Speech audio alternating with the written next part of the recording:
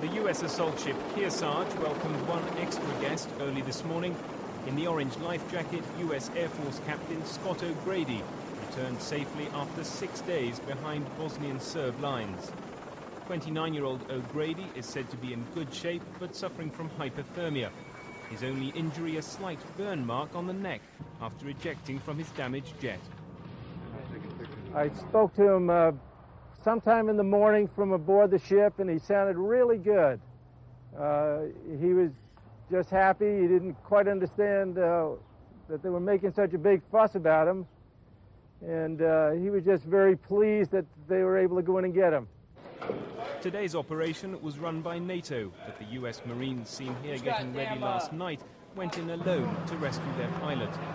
Captain O'Grady's F-16 was downed while monitoring the no-fly zone over Bosnia. But this morning, for the first time officially at least, U.S. troops have been on the ground in Bosnia. Captain O'Grady's F-16 was shot down last week above the northern Bosnian town of Mrkonjić Grad near Banja Luka. A Bosnian Serb surface-to-air missile cut his plane in half. O'Grady managed to eject and found himself stranded in a hilly forest. Over the next 6 days, he took advantage of this, moving at night through dense undergrowth to evade Bosnian Serb forces. As NATO planes started an around-the-clock search, the Bosnian Serbs claimed to have captured the pilot. O'Grady, though, had gone into hiding, surviving by this stage on insects and rainwater. NATO planes picked up faint electronic signals, but US officials were wary. They feared the signals were being sent by the Bosnian Serbs as a way of luring NATO planes into the area. Then, at 1:30 this morning London time, O'Grady broke his 6-day silence. An F-16 pilot from the captain's own squadron was flying overhead when he received a brief radio call from O'Grady.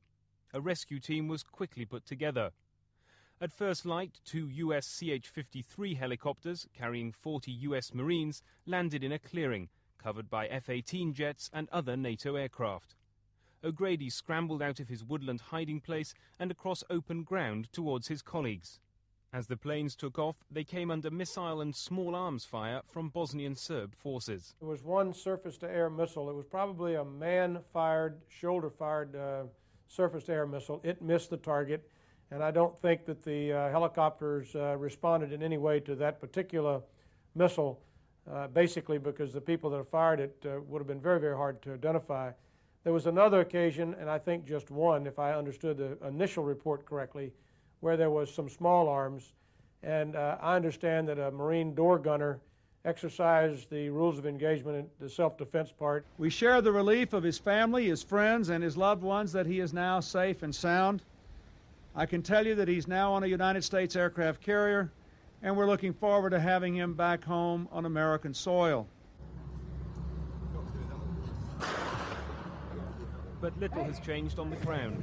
For the second day running, Sarajevans were caught in the crossfire as Bosnian Serb and Bosnian government forces fought for control of a strategic ridge south of the city. The attacks came as the first wave of French reinforcements arrived near Sarajevo. A 60-man platoon, armed with 6 heavy mortars, will be used to help protect France's 3,000-strong presence in the city. Earlier, a bleak but familiar sight in this war, that of a body exchange near the town of Bihać.